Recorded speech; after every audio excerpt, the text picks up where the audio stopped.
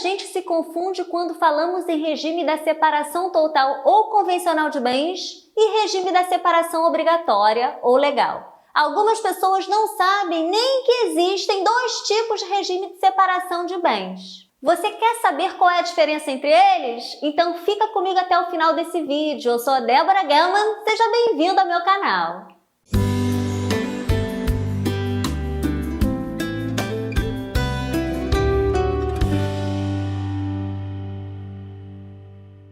Quando a gente vai se casar ou formalizar uma união estável, o nosso Código Civil permite que a gente escolha o regime de bens do nosso relacionamento. Podemos escolher a comunhão parcial de bens, a comunhão total, a separação total de bens, a participação final nos aquestos.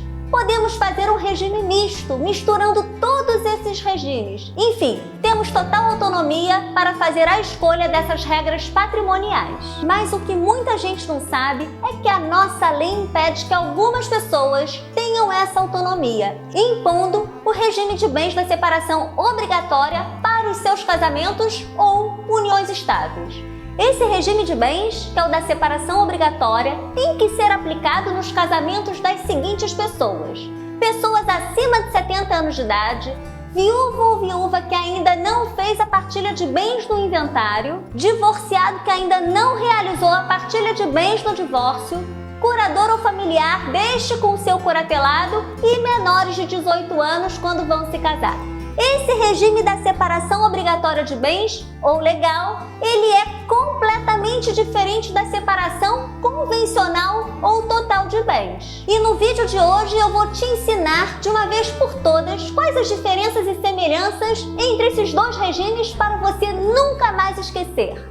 Vamos lá? Eu vou falar aqui sobre 6 pontos. O primeiro ponto diz respeito à autonomia do casal. O regime da separação total pode ser escolhido pelo casal. Já o regime da separação obrigatória, ele é imposto pela lei. Segundo ponto se dá em relação à partilha de bens no divórcio. Na separação total, os bens adquiridos antes e durante a união não se comunicam e não poderão ser partilhados em caso de divórcio. O que está no meu nome é meu e o que está no seu nome é seu. Já na separação obrigatória, os bens adquiridos antes e durante a união também não se comunicam, exceto se houver prova de que houve contribuição financeira da outra parte para a aquisição do patrimônio. Isso tem a ver com a aplicação da súmula 377 do STF, que eu vou explicar mais adiante. Terceiro ponto se dá em relação ao direito à herança.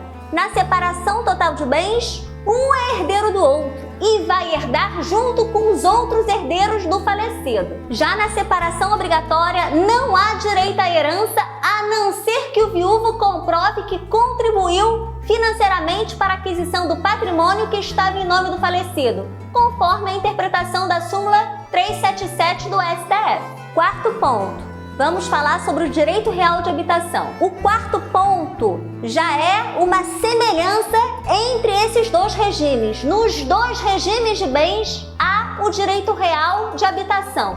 Significa que o viúvo pode continuar morando no imóvel que estava em nome do falecido sem ter que pagar aluguel aos herdeiros, devendo apenas pagar as taxas, como, por exemplo, condomínio IPTU. O direito real de habitação, ele, como eu disse, é aplicado aos dois regimes de bens. Quinto ponto, também é aplicado aos dois regimes de bens. Nesses dois regimes, em regra, o viúvo ou a viúva são os inventariantes do falecido, podendo administrar os bens do espólio enquanto não houver a partilha. E o sexto ponto se dá em relação à aplicação da súmula 377 do STF.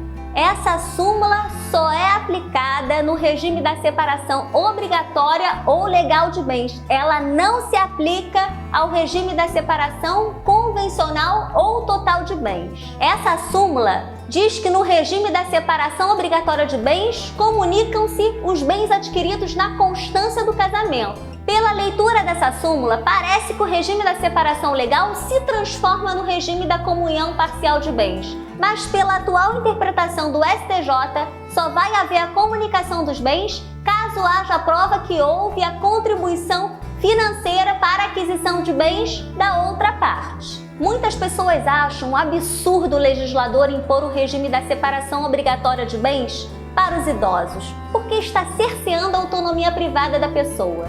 E está pendente de julgamento uma ação no STF para declarar inconstitucional esse regime de bens para as pessoas acima de 70 anos. Vamos aguardar o resultado. Por enquanto, esse regime está em vigor. E aí, você conseguiu entender a diferença entre esses dois regimes? Gostou desse vídeo? Dá um like, se inscreva no canal e até o próximo vídeo. Muito obrigada!